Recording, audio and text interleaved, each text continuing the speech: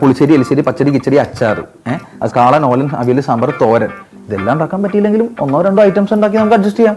മതി.